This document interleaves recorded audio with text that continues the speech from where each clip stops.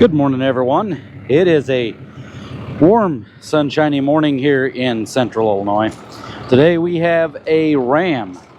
This is going to be, I believe, a 2016 model Ram. Excuse me, nope, it's a 2012. So this might still be the Dodge Ram 3500. It's the Laramie Longhorn Edition. And the customer was told that this motor is junk in this truck. Now this truck has had a little bit of a rough life. It got ramped through a ditch.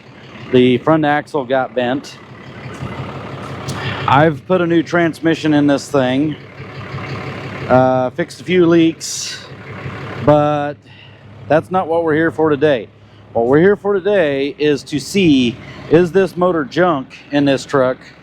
Because the mechanic that did the front axle told him this motor is junk, and there's a significant there is a certain reason why he said that. So let's get into it and see if we can figure out if this motor is actually junk, if it's worth fixing, or if it's not. Contact.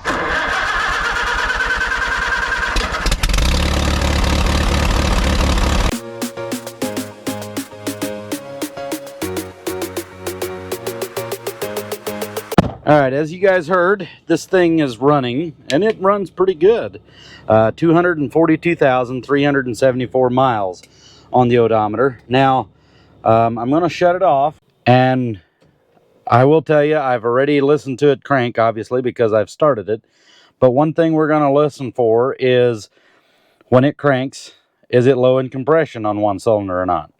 So, contact.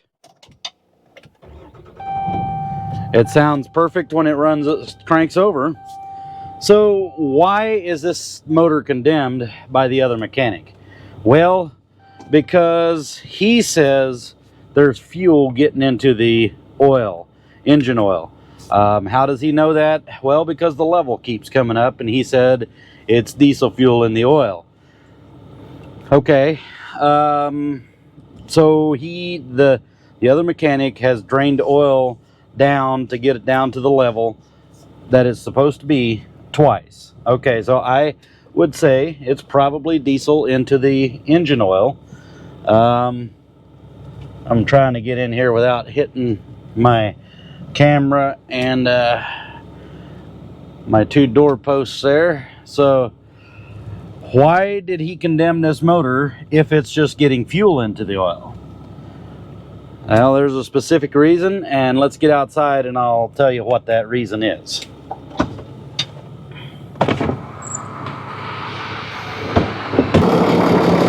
Okay, first, before I tell you why, let's just do a little check here. One thing you want to check on these is this thing's warmed up, it's up to temperature. I mean, this cap just stays sitting right there.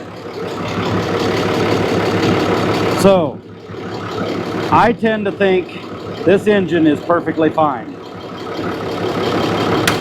To me, there's nothing wrong with this motor.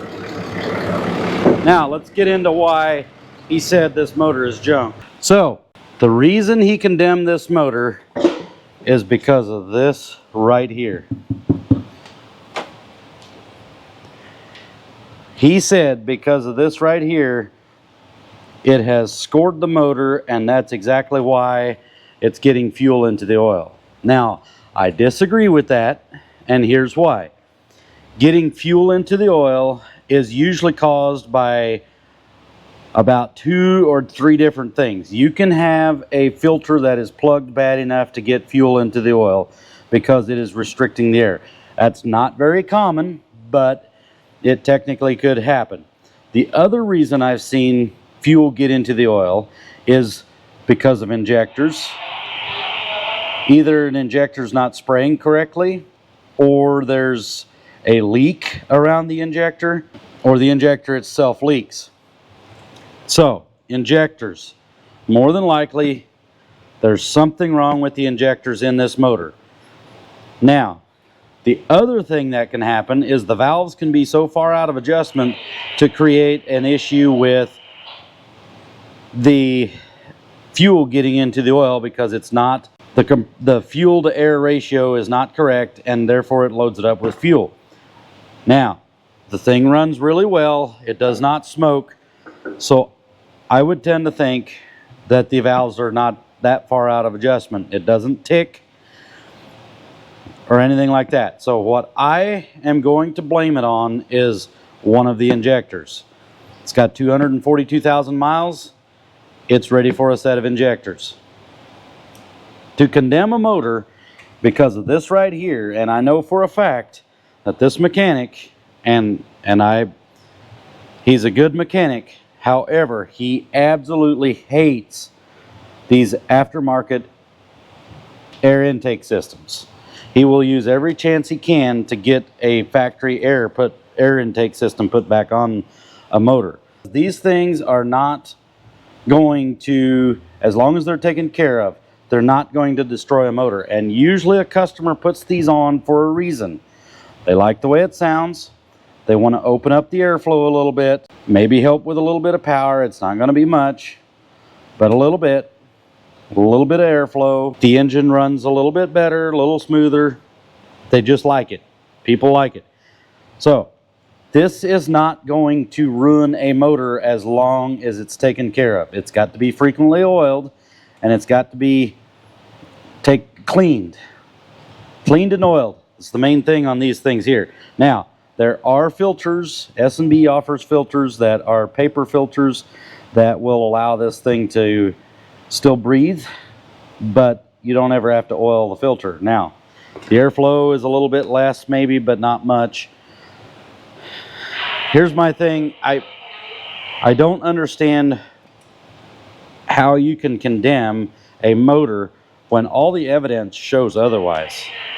And there was never a oil sample done on this motor, so we don't know for sure how much fuel is getting into the oil. We don't know what all's happening there. So what we're going to do is we're going to do our due diligence. We've already checked our blow-by. There is 0 blow-by on this motor.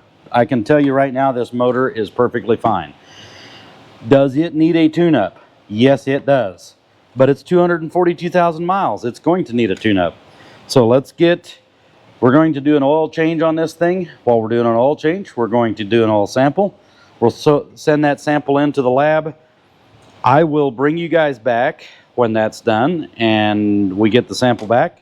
Let's just see what we've got. See how much fuel is in the oil. This oil's got about 7,000 miles on the oil change, and which is a little more than I would like to see it, but the customer wanted to wait on my time frame, and honestly, I am booked out way too far. I've either got to go up on my prices or something, because for an oil change and for a customer to have to wait 4 weeks on an oil change is ridiculous. But either way, so my customer wanted to wait on my time frame for an oil change, so that's what we're doing. We're doing an oil change. We're going to see what kind of condition this oil's in, how much fuel is in the oil, and then we'll go from there. I suspect it probably is getting a little bit of fuel into the oil, diesel fuel into the oil. Now, diesel fuel in the oil is not going to create a lot of damage until there's a lot of diesel fuel in the oil. And from what I understand, it gets some in there, but it's not too bad. So let's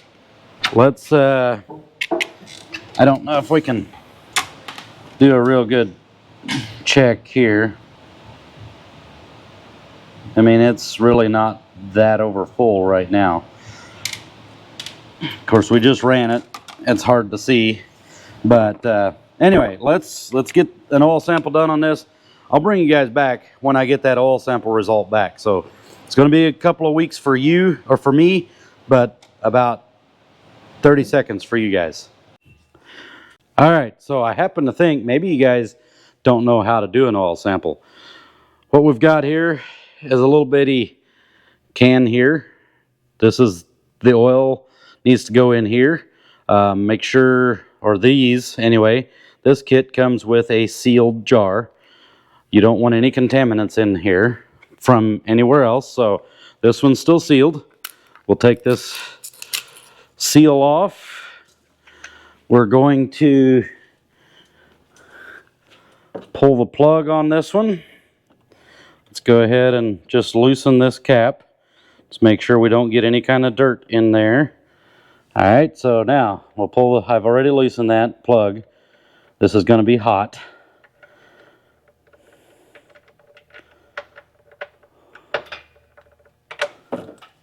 There we go. Now we're going to loosen or take that off and just get ourselves a little sample out of there. Perfect. It doesn't need to be quite that full. All right, there we go. Now, let's put this lid back on. Make it tight.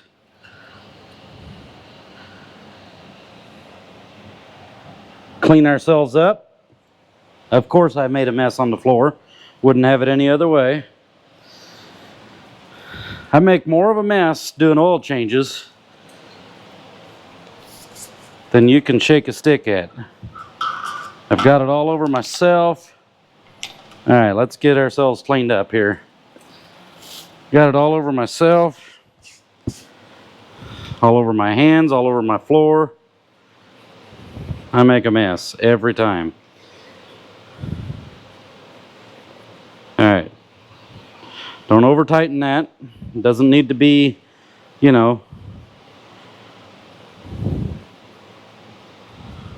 extremely tight, but it needs to be tight enough that it doesn't leak. And then every oil sample that I've sent in to any kind of company is always double packaged. We've got to fill this form out, and I'm not going to fill that out on camera, but then we put that form inside here, put that down inside there, so it'll go just like that. And then that goes inside another envelope that is sealed off. Let's not drop it, please, thank you. And that's all you do. That's it. Now, why do we let it drain a little bit before we take a sample, and why do we just take a little bit of a sample off of the side? Well, for one, the thing drains fast, and I'd have had oil all over the floor if I would have just took a big old gulp into that thing. But the other reason is you want to let it drain just a little bit because your stuff settles to the bottom. So let it drain for just a little bit, and then just take a sample off the side. That's going to get you your accurate sample. Now, I will tell you that this doesn't feel like it's had fuel into the oil. This oil is not that thin. It's hot, and it was appropriate. It felt appropriately thin for the temperature.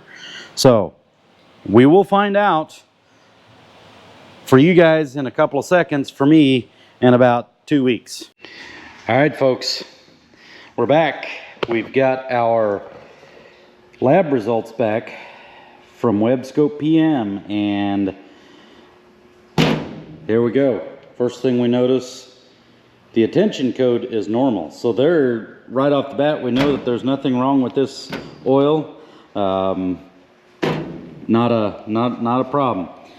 But let's go through it just a little bit. We notice that nothing's marked here. Now, this comes from Schaefer's,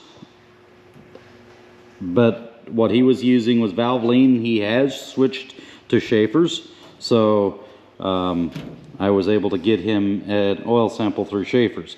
Now, I don't know for sure, you know, what Valvoline usually puts in their fluid or their oil for any kind of additive package, so I'm not 100% sure, you know, where those numbers are at. However, what we are looking for is this right here: fuel contamination. Fuel contamination. None. There's nothing detected in fuel. Very little soot, very little glycol, and no water. So this motor is healthy. There's nothing wrong with this motor.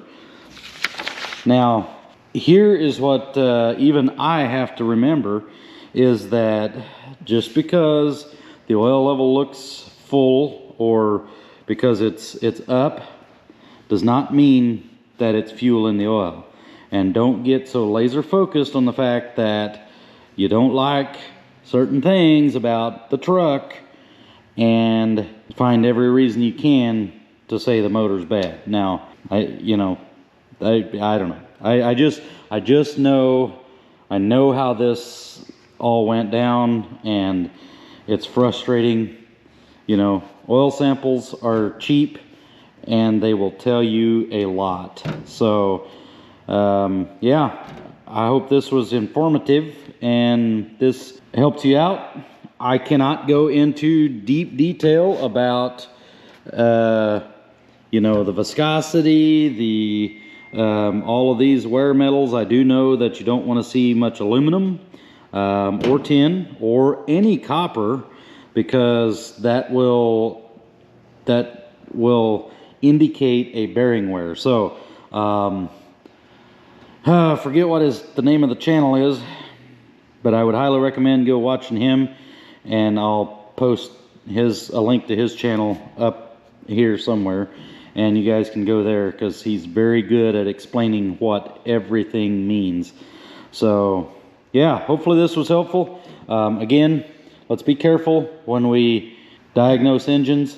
We don't want egg on our face. So this time it was another mechanic, but I know in the past I am human just as well as anyone else. I have no room to talk because there's been a time or two where I've had a little egg on my face. So it keeps us humble. But yeah, just I guess let's diagnose things accurately. This is another tool in the toolbox. So thanks for watching. Thanks for being here. I appreciate you, and y'all have a great day. Let me know what you thought of this one, and I'll catch you on the next one. Goodbye. Please like, share, and subscribe to the channel. Helps me out a bunch. Didn't cost you guys anything.